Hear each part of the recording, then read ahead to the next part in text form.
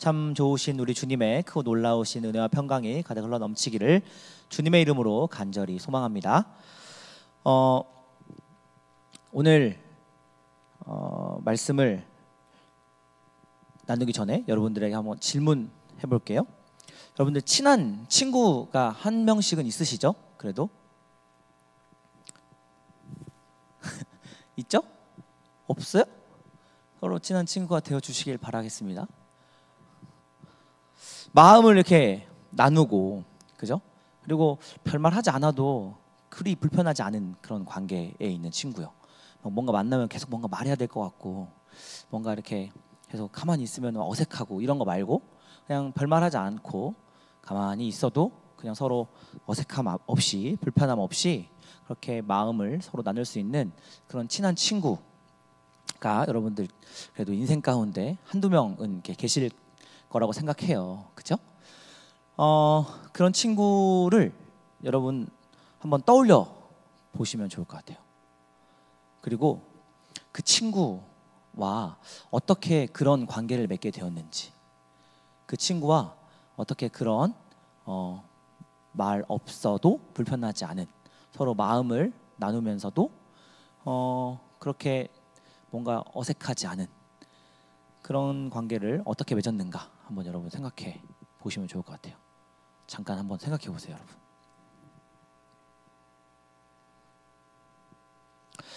오늘 설교 제목이 내 말이 그 말이야 이거예요. 내 말이 그 말이야. 여러분, 그 친한 친구들하고 혹시 이렇게 대화하거나 만났을 때 이렇게 자주 이야기를 할 때 이런 이야기 많이 안 하세요? 아, 맞아 내 말이 그 말이야.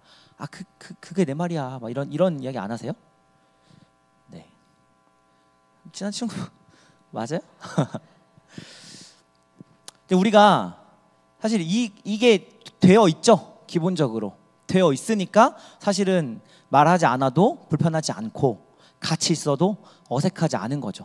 서로 마음을 다 아니까 지금 어떠한 상황이고 상태인지를 다 알고 그거를 느끼고 있으니까 굳이 뭐 이렇게 별말 하지 않아도 그런 불편함이 서로 없게 되는 거죠. 어떤 분명한 어떤 공통점 아니면은 또 서로 같이 공감하고 또 공유할 수 있는 그 무엇인가가 그 친구들 사이에서의 그 관계에서 있기 때문에 우리가 그 친구와의 만남이 그렇게 어색하지 않고 또 깊은 마음을 또 같이 나눌 수 있는 그런 관계로 발전할 수 있게 되는 거죠. 저에게 있어서 가장 친한 친구는 누굴까요? 네?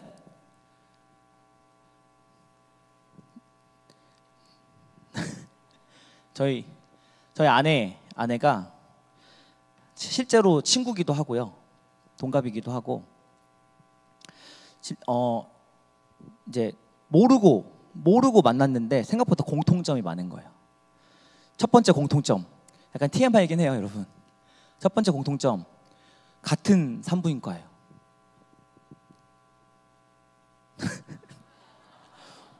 여기 다 이제 같은 지역 분들이 계시니까 그렇지만 이제 다른 지역에서 만났단 말이에요. 근데 이제 같은 산부인과에서 낳았다. 되게 신기했어요. 같은 병원 산부인과에서 낳았어요. 두 번째 공통점이 부모님이 다 목회자였었어요. 부모님 목회자였다. 그리고 세 번째 공통점이 학부를 이제 그 교육 관련된 학부를 나왔어요. 저도 그렇고 아내도 그렇고. 저는 영어 교육과 아내는 역사 교육, 기독교 교육, 사회 교육 뭐 이렇게 이런 교육 관련된 과를 나왔어요. 그리고 네 번째 공통점이 이제 저도 그렇고 아내도 그렇고 신대원을 나왔고 또 사역을 같이 했어요. 그래서 그냥 이렇게 그러다 보니까 자연스럽게 그냥 친해지게 되었고, 자연스럽게 별말을 하지 않더라도 어색하지 않았고, 그냥 지내다 보니까 또 결혼까지 하게 됐고 그랬어요. 그래서 그런 공통점을 가지고 우린 참 잘 맞는다. 그리고 우린 정말 천생연분이다. 이렇게 하면서 처음에 그렇게 시작을 했어요. 지금도 천생연분이라고 생각해요. 처음에만 그랬던 게 아니라 지금도 그렇다, 여러분. 무슨 말 하려고 하는 거죠? 말하지 않아도 공감을 이루어서 그런 공통점을 가지고 이렇게 관계를 맺을 수 있게 되었다. 그럼 지난주에 우리가 함께 나눴던 말씀의 주제가 어떤 그 설득에 관한 말씀이었어요. 그렇죠? 주중에 뭐 쇼츠를 하나 이렇게 봤는데 어떤 이렇게 동기부여하는 어떤 쇼츠였어요. 어떤 분이 세바시라고 세상을 바꾸는 시간 15분 거기 이렇게 나와가지고 그 내용을 1분으로 이렇게 줄여가지고 쇼츠 올려 있는 것을 잠깐 봤었는데, 이제 어머니, 동생, 자기 이렇게 해가지고 이제 미국을 가게 됐대요. 아버지가 너 미국 왜 가냐 이렇게 이야기를 했는데, 뭐 까짓 건 뭐 하버드 가려고 미국 가죠 뭐 이렇게 이야기했다니까. 네가 무슨 하버드냐, 내가 막 이렇게 이제 아버지가 이런 이야기를 했다는 거예요. 그래서 속으로 생각하기에 내가 어떻게 하나 한번 보자, 어떻게든지 꼭 하버드 내가 꼭 가고야 말겠다, 뭐 이제 이렇게 생각을 하면서 가자마자 돈이 없으니까 막 동전 다 긁어 모아가지고 밥 이렇게 사 먹고, 그리고 또 집에 책상도 없고 그러니까 그냥 나무 어디서 이렇게 주워 와가지고 어머니가 이렇게 잡고 자기가 톱으로 막 이렇게 잘라가지고 대충 책상 만들어가지고 거기에서 막 공부하고, 정말 막 자기 스스로 정말 이 정도 이상은 못하겠다, 진짜 난 정말 최선을 다했다, 이런 생각을 가지면서 이제 공부를 해서 결국 하버드를 이렇게 들어간 거예요. 그래서 이제 뭐 동기부여 영상이었으니까 죽기 살기로 한번 해봐라, 뭐 이제 이런 거였어요. 근데 이제 그거보다 저한테 이렇게 들어왔던 한 문장은 뭐였냐면은 나를 설득시킬 수 있을 정도가 돼야 된다. 그 말이 저한테는 또 더 깊이 다가왔던 것 같아요. 여러분들이 하시는 여러 가지 많은 일들, 지난주 말씀에 빗대어서 생각해 보면 사실 내가 설득되어 있는 거예요. 그렇죠? 내가 설득이 돼 있으니까 그걸 하는데 거리낌이 없는 거고, 내가 그걸 하는데 어려움 없이 그거를 하고, 또 그 설득된 것이 내가 그것을 행하는 것에 근거가 되고 동기가 되어가지고 할 수 있게 된다라고 하는 것이죠. 오늘 말씀은 공감에 대해서 한번 같이 여러분들하고 나누어 보려고 합니다. 여러분, 신앙생활 하는 데 있어서 저에게 5가지 키워드가 있는데, 이게 이제 공감, 설득, 재미, 의미, 매력이에요. 공감, 설득, 재미, 의미, 매력. 공감과 설득을 바탕으로 해서 재미와 의미를 발견하고 매력적인 어떤 신앙생활, 매력적인 공동체를 이루어 간다라고 하는 것이 제가 신앙생활하고 또 목회를 해나가는 데 있어서의 가장 중요한 키워드입니다. 여러분, 지난주에 이런 이야기 같이 나눴어요. 이 시대에는 그냥 야 교회 와봐 한다고 해서 교회 온다고요, 안 온다고요? 안 온다고요. 네. 야 교회 한번 다녀볼래? 안 와요. 근데 무엇인가 어떤 분명한 관계 혹은 무엇인가 세상과는 다른 그 무엇이 분명하게 교회에 있어야만 이 교회에 올 수 있는 근거를 거기에서 찾는다라고 하는 것이죠. 그러니까 이런 거예요. 재미와 그러니까 공감하고 설득을 해요. 그래서 거기에서 재미와 의미를 발견해요. 그래서 뭔가 세상과 다르구나. 세상 모든 사람들은 이러한 기준을 가지고 살아가고 있는데 그리스도인이라 불리는 사람들은 전혀 세상과는 다른 방식으로, 그러나 그것이 하나님을 기쁘시게 하고 사람들을 행복하게 하고 또 이 세상을 아름답게 하는 방식으로 살아가는 방향성을 갖는다라고 하는 그 부분에서 그 사람들이 설득되고 공감된다. 그래서 설득과 공감이라고 하는 것이 어쩌면 신앙생활에 있어서 가장 중요한 키워드가 되지 않을까라는 생각을 해보게 되는 것이죠. 지난주에는 내가 먼저 설득돼야 된다, 이 말씀을 같이 나눴어요. 내가 먼저 설득되어야 된다. 그죠? 근데 내가 먼저 설득이 되어야 공감을 불러일으킬 수 있어요. 내가 설득되지 않으면 나도 잘 모르겠는데, 나도 긴가민가, 이게 맞나 저게 맞나 나도 잘 모르겠는데 어떻게 거기에서 공감을 불러일으킬 수가 있겠어요. 그죠? 이거는 불가능한 일이에요. 그러니 내가 먼저 한 말씀이라도 말씀의 한 절이라도 한 단어라도 거기에 사로잡혀서 그 말씀 앞에 무릎 꿇고 그 말씀을 붙잡고 그 말씀을 내 삶의 근거로 내 삶의 동력으로 살아가는 것이 필요하다. 매우 중요하다. 지난주에 이러한 말씀을 같이 나누었습니다. 여러분, 우리가 이렇게 신앙생활을 하고 또 이 교회에 나와서 매 주일마다 예배하고 또 때로는 우리 또 청년부들 중에 또 몇몇 분들은 상당히 많은 분들이 또 참여하고 계시는데 매일매일 기도하고요. 또 말씀을 읽고요. 또 묵상을 하고 그래서 그거를 약간 매일매일 그 뭐라고 할까요? 우리 그 톡방에 올리면서 우리 신앙생활을 스스로 또 점검하고 해 나가는 그런 일들을 해 나가고 있습니다. 너무너무 감사하고 귀한 일이죠. 근데 여러분, 우리가 이러한 부분들에 있어서 한번 잘 고민해보고 생각해볼 필요가 있어요. 왜 제가 이 부분에 대해서 한번 고민하고 생각하고 이렇게 짚고 넘어가는 게 필요하다라고 생각이 드냐면, 칸트라고 하는 철학자가 이렇게 이야기를 했어요. 내용이 없는 사고는 공허하고 사고가 없는 내용은 맹목적이다. 이런 이야기를 했어요. 자, 여러분, 틀이 있어요. 어떤 하나의 틀이 있어요. 자, 이 틀 안에 뭐가 채워져 있어야 돼요. 그렇죠? 근데 거기에 아무것도 채워져 있지 않아요. 틀만 있어요. 그러면 어때요? 그게 공허한 거예요. 비어 있잖아요. 그죠? 틀은 있는데 그 사이가 비어 있어요. 공허해요. 근데 뭔가 있긴 있어요. 근데 틀이 없어요. 그래서 이게 동그라미인지 네모인지 별인지 세모인지 아무것도 모르겠는 거예요. 그러면 어떻게 돼요? 이게 맹목적이게 돼요. 여기에 가도 이게 맞는 것 같고 저기에 가도 저게 맞는 것 같고 여기다가 적용해도 이게 맞는 것 같고. 근데 그러지 않거든요. 이게 분명하게 틀과 내용이 함께 동시에 가야지만 이게 맞는 거거든요. 그런데 여기에 틀은 있는데 내용이 없는 경우들이 있을 수가 있고, 내용은 분명히 있는데 틀이 없는 경우들이 있다 하는 거예요. 이 두 가지가 같이 있어야 됩니다. 근데 우리가 지금 주일에 이렇게 함께 모여가지고 예배를 드리고 또 매일매일 성경을 읽고 또 시간을 정하여서 기도를 하고 또 매일매일 말씀을 보면서 그 말씀을 묵상하고 또 그 말씀을 우리 삶 가운데 적용해 가는 일들을 해 가요.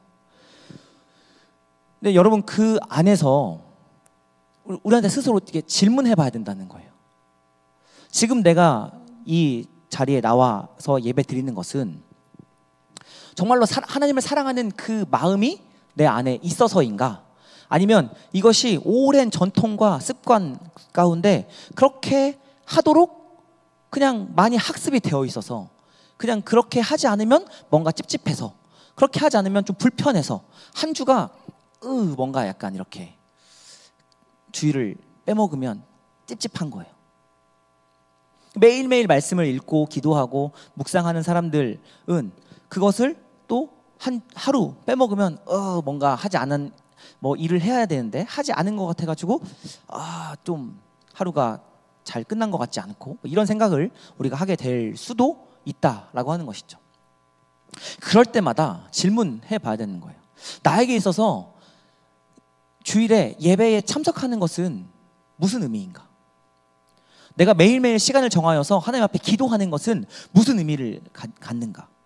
그리고 내가 매일매일 시간을 정하여서 말씀을 읽는 것은 무슨 의미를 갖는가? 말씀을 묵상하는 것은 무슨 의미를 갖는가? 라고 하는 것에 대해서 우리가 계속 스스로 물어보아야 한다라고 하는 것이죠. 그렇지 않으면 우리가 어쩌면 내용은 없고 틀만 가득한 공허한 신앙생활을 하고 있을 수 있어요. 여러분들 그렇다는 게 아니라 질문해 봐야 된다는 거예요. 내가 스스로. 내 스스로 했는데 아니야, 그럼 돼요. 아니야, 나는 그렇지 않아 라고 하면 되는데, 혹시나 여러분들이 이렇게 우리가 주일을 성수하고 매일매일 주의 말씀을 읽고 기도하고 주 앞에 더욱더 가까이 나아가는 그것이 그냥 틀로만 있는 것은 아닌가? 그 안에 주를 향한 사랑의 마음은 혹여나 결여되어 있는 것은 아닌가. 그냥 의무와 또 해오던 습관과 이제까지 오랜 신앙생활의 기간 동안에 20몇 년 차, 30몇 년 차 이렇게 신앙생활을 해 나가는 그런 과정 가운데 자연스럽게 학습된 그 내용이 나를 불편하게 만들어서 내가 이렇게 하고 있는 것은 아닌가 라고 하는 질문을 우리가 한번 해볼 필요가 있다라고 하는 것이죠. 매일매일 막 하나님을 사랑하는 어떤 그런 마음은 있어요.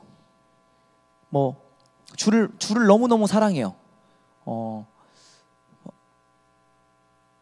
그래서 하루에 막 24시간 주님 앞에 나를 내어드리고 막 이렇게 하는 것이 난 그게 당연한 거라고 막 생각하고 이렇게 무조건 다 그래야 된다라는 이런 마음을 가질 수가 있어요. 근데 여러분 분명하게 우리가 기억해야 할 것은 우리에게 하나님이 주신 이 세상 한가운데서 살아가야 될 하늘의 소명이 있다라고 하는 것이죠.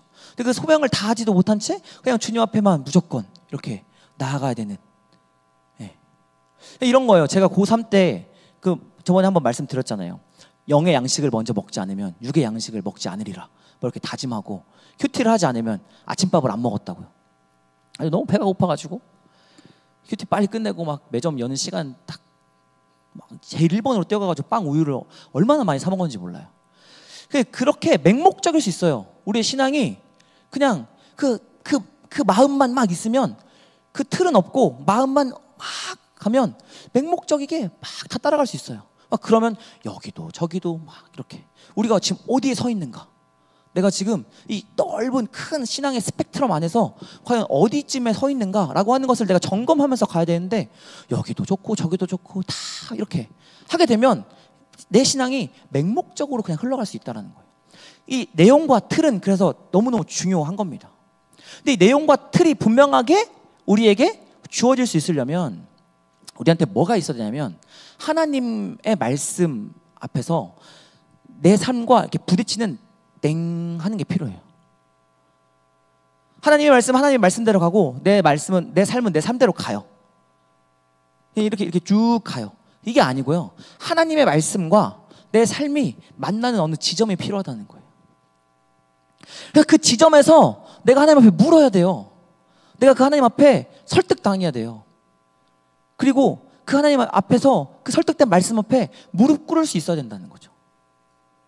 그래야 그 설득과 이 공감, 이 두 가지의 신앙의 가장 중요한 이 요인이 우리 신앙생활을 맹목적으로도 그리고 또 공허하게도 끌고 가지 않게 할 수 있다라는 것이죠. 여러분 우리가 신앙생활이라고 할 때에 신앙생활에 여러분 주체가 누구라고 생각하세요? 신앙생활의 주체 솔직하게 신앙생활의 주체가 누구일까요? 나는 하나님이라고 생각한다. 신앙생활의 주체가 하나님이다. 네. 나라고 생각한다. 손 안 드는 거는 뭐 어떻게 하는 거야? 둘 다죠. 그죠? 둘 다죠. 아무리 하나님이 우리에게 은혜 베풀어 주시려고 하고 아무리 하나님이 우리에게 사랑 베풀어 주시려고 하고 아무리 하나님께서 야 내가 너 지명하여 불렀어, 넌 내 것이야 이렇게 말씀하시지만 그 내가 안 들어요. 아무리 하나님이 하나님 편에서 막 말씀하시더라도 내가 안 들어요. 그러면 그거 꽝이에요. 그렇죠? 제가 지금 하나님의 전능하심을 훼손시키려는 게 아닙니다, 여러분. 하나님은 여러분들에게 계속 말씀하고 계시지만 우리가 듣지 않으면 그 말씀의 역사가 우리 삶 가운데 일어나지 않는다는 걸 말하는 거예요. 그러면 내가 막 계속 막 하나님 막 쫓아가고 하나님 막 이렇게 막 하면서 신앙생활 하면 그게 또 될까요? 하나님이 먼저 하나님 편에서 우리에게 은혜 베풀어 주시지 않으면 아무리 우리가 애를 쓰고 아무리 우리가 뭐 하려고 해도 사실 안 돼요.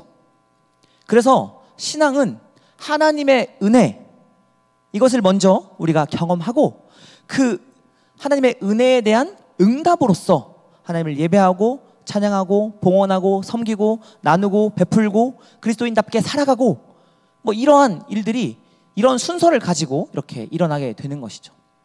근데 이것을 우리가 너무 이렇게 신앙이라고 하면은 뭔가 이렇게 더 경건해야 될 것 같고, 우리가 더 이렇게 뭔가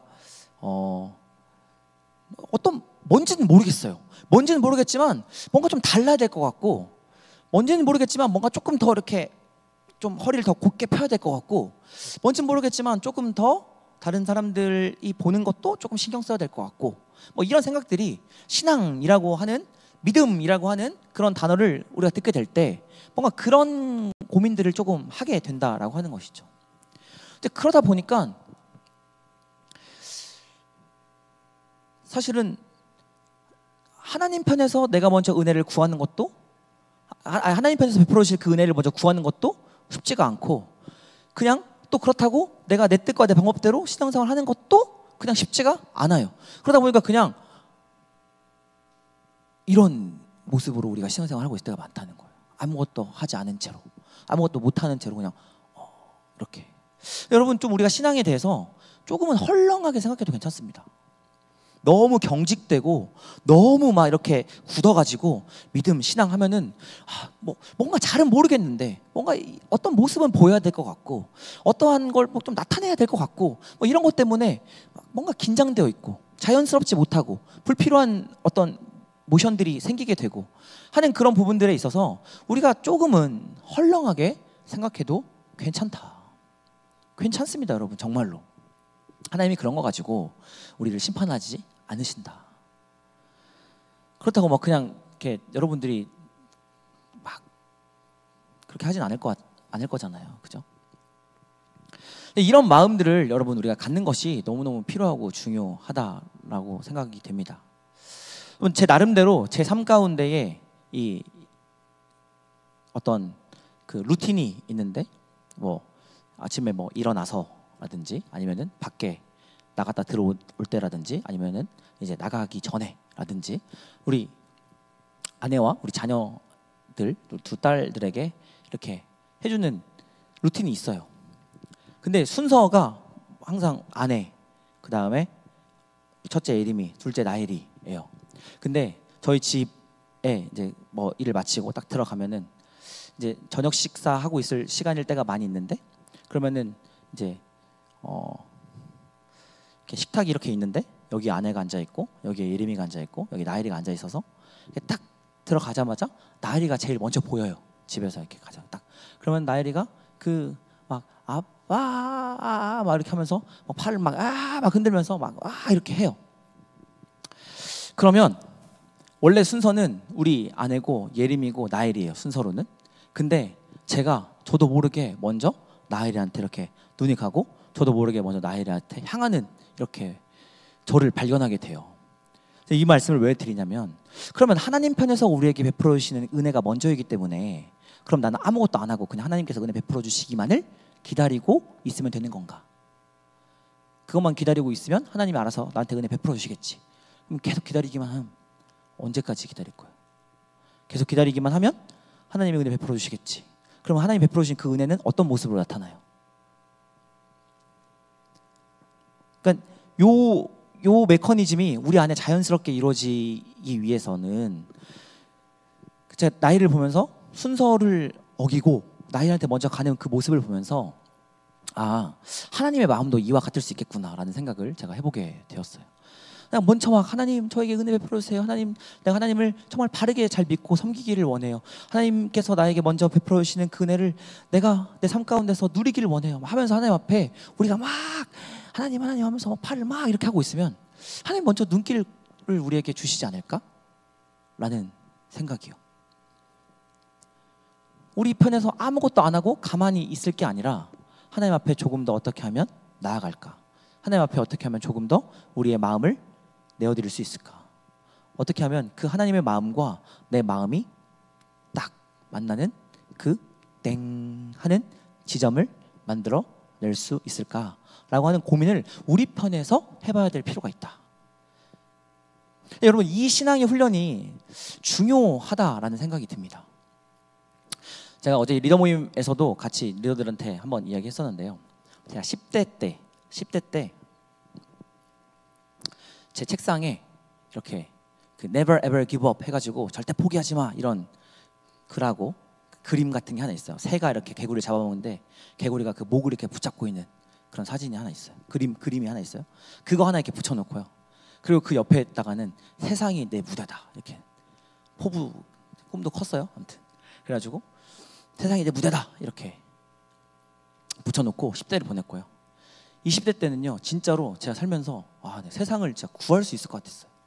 뭔가 이렇게만 살아가면은 뭔가 내가 세상을 충분히 구할 수 있을 것 같은데 뭐 이런 이제 생각을 되게 많이 해봤어요. 근데 이제 30대가 되고 40을 바라보고 이제 있는 이 나이대가 되니까요. 나부터 좀 잘하자. 나나 잘해야겠다. 뭐 이런 생각이 훨씬 더 많이 들어요. 네. 근데 그러니까 지금 여러분들은 이 이야기를 듣고 그래 어차피 성준환 목사 같은 나이대 정도가 되면은 다 그런 생각을 하겠구나. 그러니까 그냥 살자. 뭐 이렇게 하라는 말이 아니라 나나 좀 잘하자라고 하는 생각을 하면서 그래도 나라도 잘 하려고 이렇게 해 나갈 수 있는 동력이 어디에서 있을까 생각해 보면 그 10대 때 세상이 내 무대다. 그리고 20대 때 야 내가 세상을 구할 수 있을 것 같아 하는 그런 되도 않는 그런 자신감. 그리고 뭔가 그것을 향해서 나아갔던 제 어떤 걸음들 뭐 이런 것들이 축적돼서 지금 나라도 잘하자 할 때에 그래 나만이라도 잘하자 하는 정도까지는 될 수 있지 않을까라는 생각을 해보게 된다라는 거예요. 20대 때에 여러분 청년의 때에 이 훈련이 필요합니다.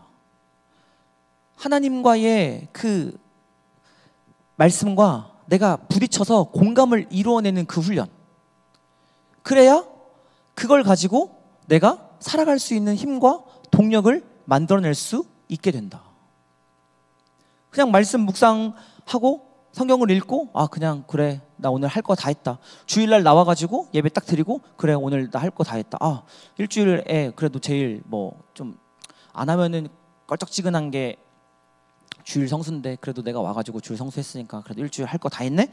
라고 하는 것으로 우리의 믿음이 우리의 신앙이 그렇게 끝나는 것이 아니라 그 안에서 하나님과의 만남 가운데 땅 하고 부딪히는 그 공감이 그 부딪힘이 계속 우리 삶을 때리고 만나고 그래서 그 하나님의 말씀이 내 삶을 움직이게 하고 내 삶을 끌고 가고 내 삶을 뒤에서 이렇게 밀어주고 하는 이 경험, 이 과정, 이 연습, 이 훈련 이것이 너무너무 중요하다라는 겁니다. 너무 완벽하게 하지 않아도 됩니다, 여러분. 좀 헐렁해도 괜찮아요. 조금 부족해도 괜찮아요. 어떤 모습을 하나님 앞에 다 완벽하게 보여야지만 하나님이 기뻐하실 거다. 뭐 이런 생각으로 너무 여러분들의 신앙을 옥죄지 않았으면 좋겠어요. 헐렁해도 괜찮습니다. 하나님은 우리의 있는 모습 그대로를 가장 기쁘게 받아주시는 분이시라는 것을 여러분 꼭 기억할 수 있으면 좋겠습니다. 신앙은 왜 이 작업이 필요하냐 계속해서 한 가지만 더 말씀드리자면 여러분들이 우리가 믿는 신앙은 형이상학이에요. 하나님을 우리가 볼 수 없잖아요. 그렇죠? 예수님을 우리가 볼 수 없잖아요. 성령님을 우리가 눈으로 볼 수 없잖아요. 그러다 보니까 우리가 이야기하는 이 신앙의 언어가 대부분 다 추상적이에요. 그죠? 하나님의 사랑 이 뭐예요? 다 각자 정의가 다를 거예요. 그죠? 그리고 예수님을 내가 믿는다는 것 그게 뭐예요? 다 각자 정의가 달라요.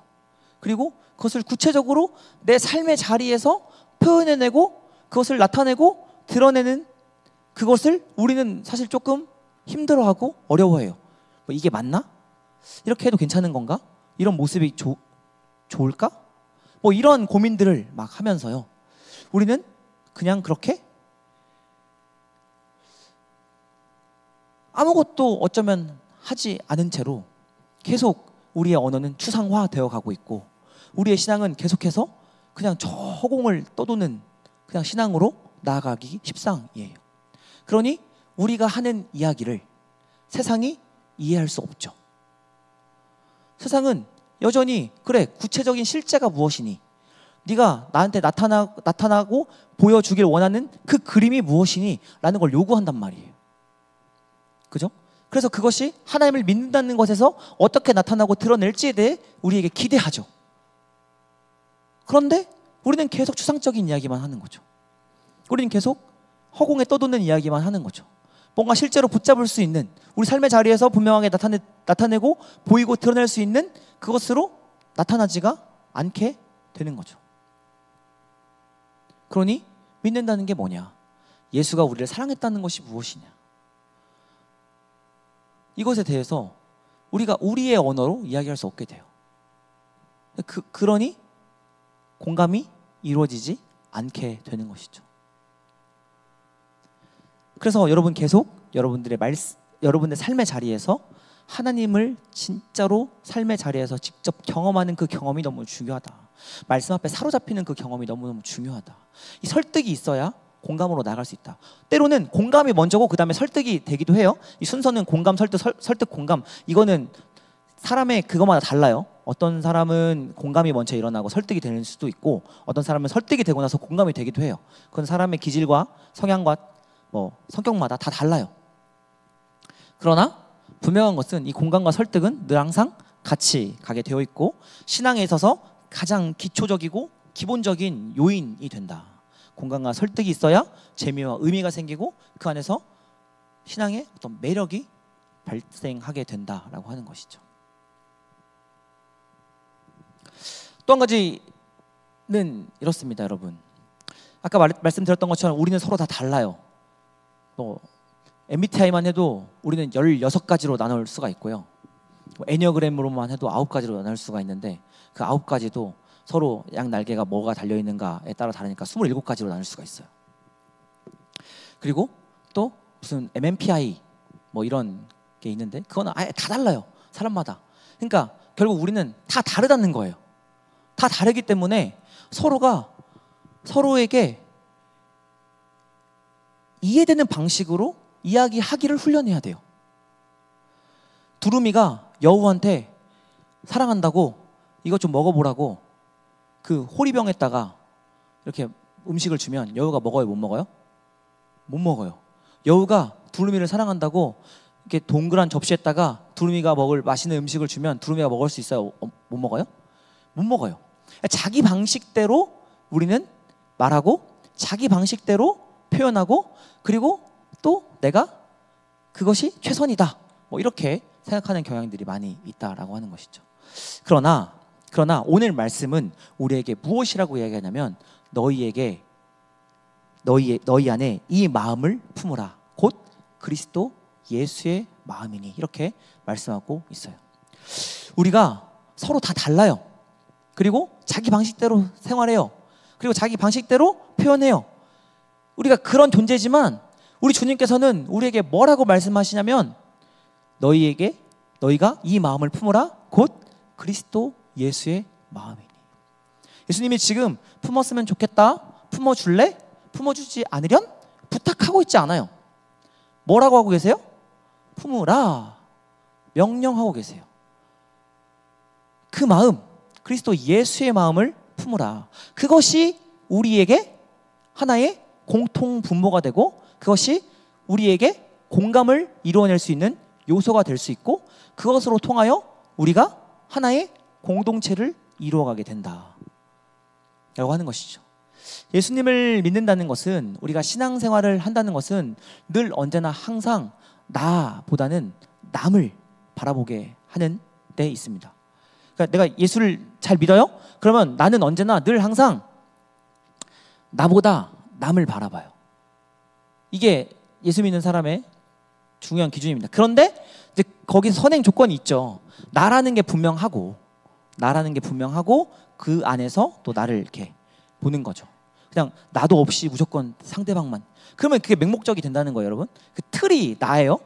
나라는 것을 중심에 딱 두고, 나라는 사람을 딱 가운데 딱 세워놓고 그 틀을 가지고 그 틀 안에서 내용을 나아가는 것 내용을, 그죠? 근데 나라는 틀이 없으면 그냥 다 맹목적인 게 돼요. 이 사람한테도 이렇게 해줘야 될 것 같고 저 사람한테 저렇게 해줘야 될 거고 이렇게 해야 될 거, 기준이 없어져 버리죠. 기준이 없다 보니까 나라는 게 사라져 버리게 되는 것이고, 이런 방식으로 우리가 이제 신앙생활을 또 하게 되면은 신앙생활 하면 할수록 힘들어요. 왜 이렇게 신앙생활 하는 게 어렵지? 누구랑 관계 맺는 게 왜 이렇게 어렵지? 내가 뭐 이렇게 교회에서 봉사하고 섬기는 게 왜 이렇게 힘들지? 이런 생각들과 고민들을 우리가 계속 하게 된다라고 하는 것이죠. 여러분, 우리에게 이 마음을 품어라 곧 그리스도 예수의 마음이니, 우리에게 이 말씀과 내가 부딪히는 이 공감의 그 땡 하는 이것을 우리가 가지게 될 때, 이것을 우리가 경험하게 될 때 우리 안에 무엇이 생긴다고요? 그리스도 예수의 마음. 이것으로 우리가 함께 한 공동체를 이루어가고 한 교회를 이루어가고 그리스도인답게 사는 것이 무엇인지에 대해서 우리가 함께 이야기할 수 있게 된다라고 하는 것이죠. 여러분,